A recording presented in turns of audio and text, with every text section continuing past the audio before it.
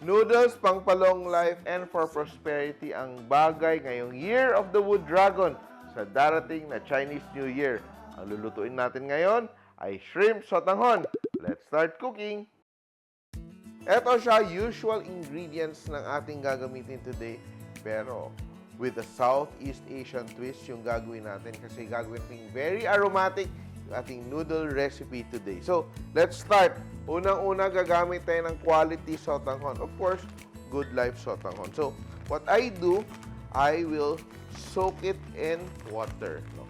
Ako especially, pag stir-fried yung ginagawa ko, I like soaking my noodles in water. Bakit? Para mas makontrol ko yung amount ng liquid na ilalagay ko when I cook it. No? Kasi pag dry siya, minsan hindi mo ma-estimate, diba, kung ano kadaming stock or soup na ilalagay mo. Yan. I will soak that. And now, I will start off with my scrambled eggs. So, meron akong scrambled eggs dito. Added protein to our dish. 2 eggs, which I will scramble. Yeah, so, I'm heating up my pan. Dapat ang pan natin dito, not too hot. Konting oil lang. And we will add our scrambled eggs. No? Scramble, little salt. Yan. Add natin.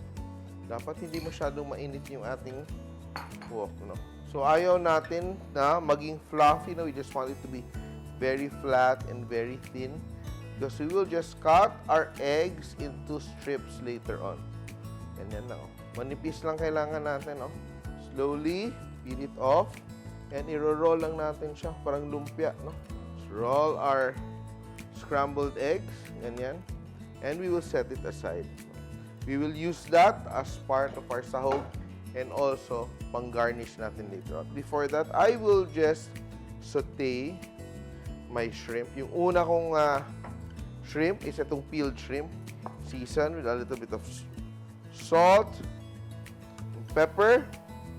Let's saute our shrimps on our hot wok or pan. Alam niyo ba, ang shrimp represents happiness sa Chinese cuisine. O, diba? Pag nagluto kayo nito, sigurado kayong happy.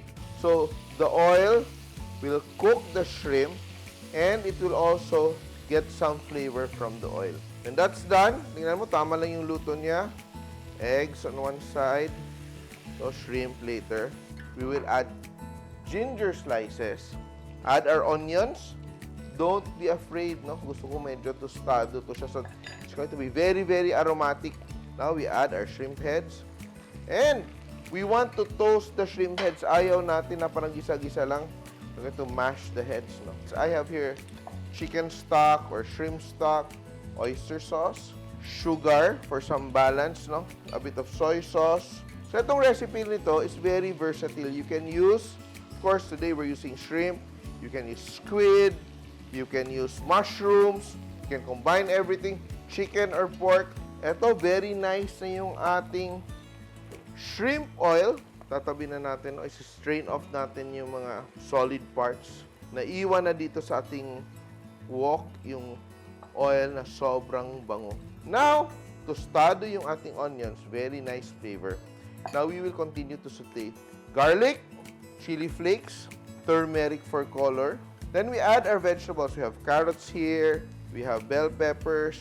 And all I have to do now is add my mixture.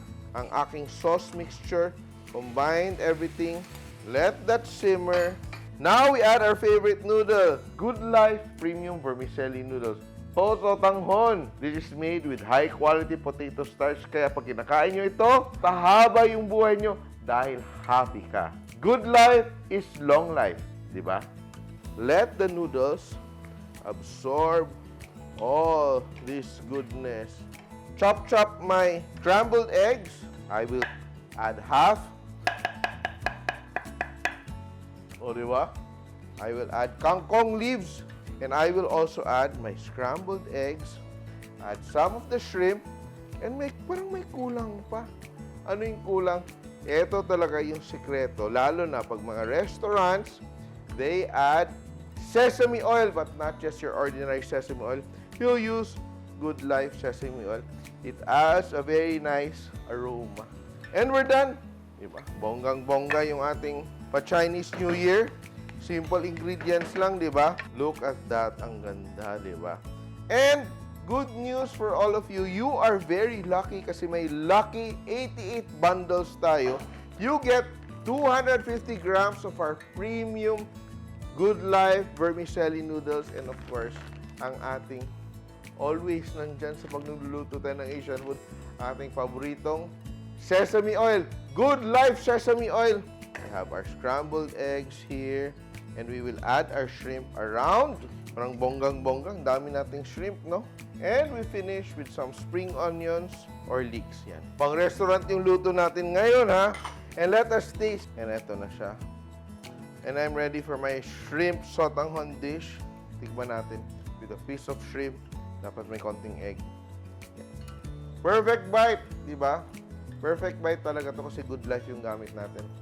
And it's so hot. The best time to eat noodles is when it's really hot. Masarap dito with mushrooms. Sarap. This is a great recipe to prepare for the Chinese New Year. Napakadali. Napakasarap. And ang noodles, napakasarap kasi. Diba? Pag kinakain mo, parang very silky. Sarap ng bite.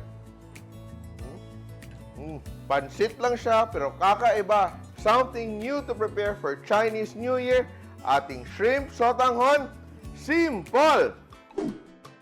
Please like and share my videos. And if you like more recipes like this, please click here to subscribe. And don't forget to hit the bell button to get notified. Simpol!